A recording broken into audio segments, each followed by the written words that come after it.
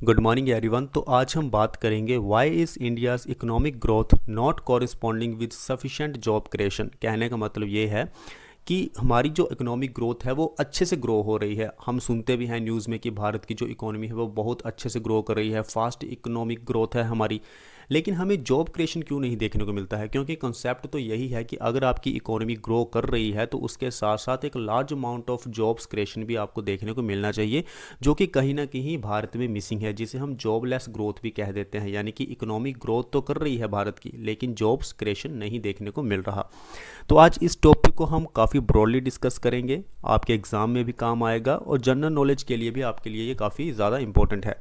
तो चलिए शुरू करते हैं। सबसे पहले हम बात करते हैं paradox of high skill low employment sector service and capital intensive manufacturing dominance. देखिए, बात ऐसी है कि भारत की जो इकोनॉमिक ग्रोथ है वो largely driven by sectors like IT, यानी कि information technology, high tech manufacturing जो कंपनीज होती हैं, उससे हमारी जो इकोनॉमिक ग्रोथ ज़्यादा देखने को मिलती है।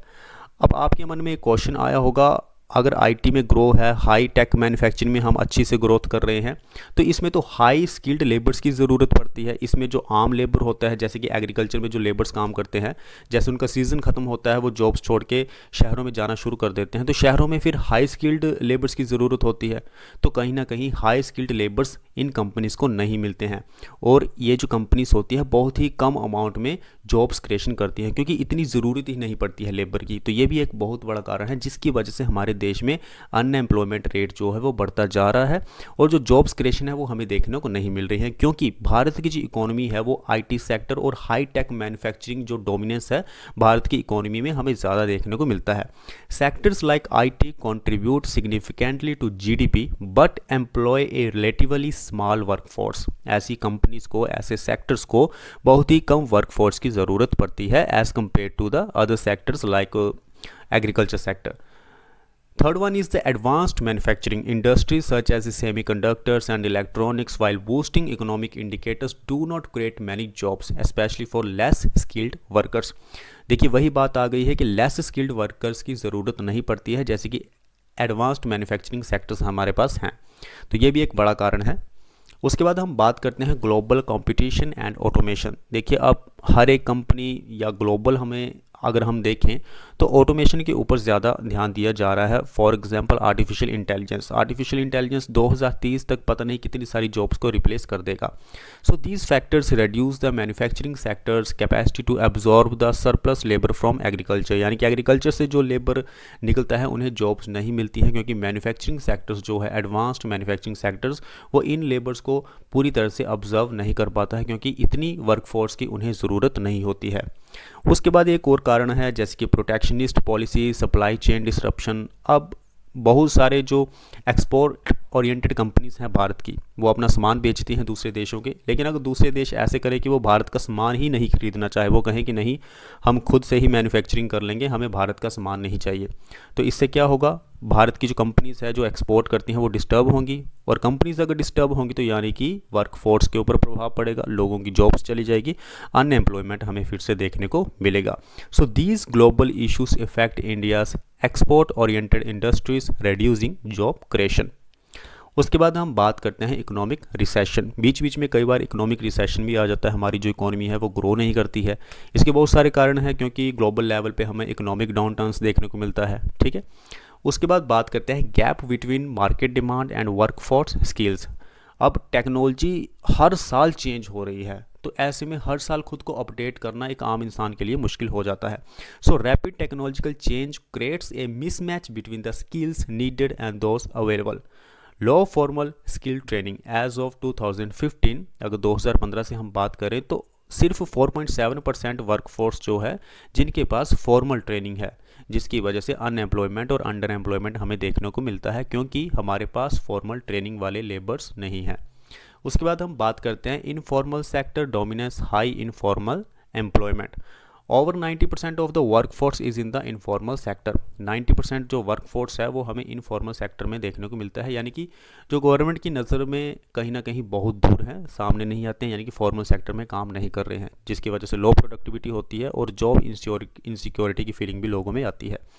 उसके बाद गिग इकोनॉमी चैलेंजेस। अब गिग इकोनॉमी जो होती है वो किसी भी देश के लिए बहुत इंपॉर्टेंट होती है, क्योंकि गिग इकोनॉमी जो होती है वो कुछ टाइम के लिए, पार्ट टाइम के लिए जॉब्स प्रोवाइड करवाती है लोगों को, लेकिन उसमें भी अब गिरावट आ रही है। While offering flexibility, gig work lakhs job security, benefits and career growth prospects. Gig economy, gig workers जो होते हैं उनका सबसे बड़ा नुकसान ये होता है कि एक परमानेंट जॉब नहीं होती है, जॉब सिक्योरिटी नहीं होती है, सरकार की नज़र में ये भी नहीं आते हैं, कोई बेनिफिट इन्हें नहीं मिलता है, और करियर ग्रोथ भी गिग इकोनॉमी में हमें देखने को नहीं मिलती है। उसके बाद हम बात करते हैं demographic dividend challenge workforce growth. ये सबसे ज़्यादा इंपॉर्टेंट पॉइंट है, क्योंकि हर साल 12 मिलियन लोग जो हैं वो वर्कफोर्स में शामिल होते हैं, लेकिन जॉब्स कितनी क्रिएट हो रही हैं, 10 से 12 मिलियन। तो मतलब सभी लोगों को जॉब्स देना बहुत मुश्किल हो गया है। तो ये भी एक बहुत बड़ा कारण है कि कुछ लोगों को जॉब्स मिल जाती है, कुछ लोगों को नहीं मिलती है, जिसकी वजह से अनएम्प्लॉयमेंट देश में देखने को मिलती है। उसके बाद हमारे पास आता है missing middle and MSME struggles, absence of mid sized firms. देखिए, किसी भी कंट्री में अगर मिड साइज्ड फर्म्स होती हैं तो कहीं ना कहीं जो जॉब्स होती हैं वो हमें मिड साइज्ड फर्म्स में देखने को मिल जाती हैं, लेकिन ये चीज़ें भारत में अब्सेंस में हैं। दिस हैम्पर्स जॉब क्रिएशन, जिसकी वजह से जॉब क्रिएशन हमें देखने को नहीं मिलती है। As a mid sized firms have high employment potential, जबकि जो मिड साइज्ड फर्म्स होती हैं उनके पास हाई एम्प्लॉयमेंट पोटेंशियल होता है, जो कि कहीं ना कहीं भारत में मिसिंग है। उसके बाद MSME sectors issues continue to struggle post demonetisation. जब डिमोनेटाइजेशन हुआ था भारत में, कोविड-19 भी आया था, उसकी वजह से भी जॉब्स ग्रोथ में प्रभाव देखने को हमें मिला था। अब सबसे ज़्यादा important point, automation and artificial intelligence impact job displacement why automation. अब टेक्नोलॉजीज आ गई हैं आर्टिफिशियल इंटेलिजेंस जैसी, जो कि सारा का सारा काम खुद ही कर देती हैं। तो 2030 तक 9% की जो वर्कफोर्स है उनकी नौकरियां चली जाएंगी, creating a need for high skill jobs, और ज़रूरत पड़ेगी हाई स्किल जॉब्स की। उसके बाद हम बात करते हैं रीजनल डिस्पैरिटीज़ की। Concentration of growth in urban centres, बहुत सारे लोग ऐसे हैं जो रूरल एरिया से अर्बन एरियाज जाते हैं काम करने के लिए, लेकिन उनके पास स्किल्स नहीं होते हैं। इससे रीजनल इम्बैलेंस होता है, जॉब अपॉर्चुनिटीज़ देखने को नहीं मिलती हैं, तो बहुत सारे नुकसान हमें देखने को मिलते हैं। सो रीजनल डिस्पैरिटीज़ नहीं होना चाहिए, क्योंकि हर जगह हमें जॉब्स अवेलेबल करवानी चाहिए, चाहे वो रूरल एरियाज हो या अर्बन एरियाज हो।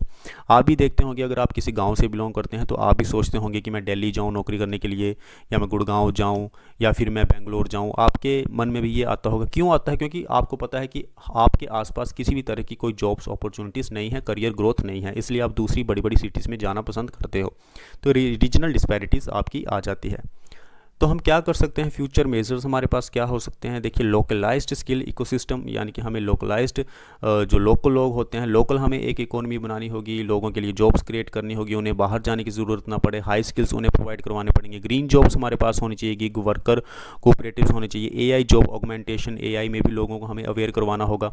Circular economy clusters, micro manufacturing networks, nano entrepreneur incubation zones, precision agriculture and passing the Desh bill to enhance job creation and economic growth.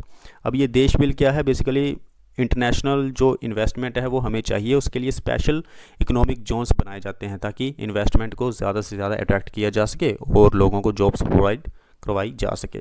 तो आज हमने अच्छे से समझा कि भारत की इकोनॉमी किस तरह से ग्रो कर रही है, लेकिन वो जॉबलेस ग्रोथ है, जॉब्स प्रोवाइड नहीं हो पा रही हैं जिस तरह से हमारी इकोनॉमी ग्रो कर रही है। तो मिलते हैं नेक्स्ट वीडियो में। Thank you very much.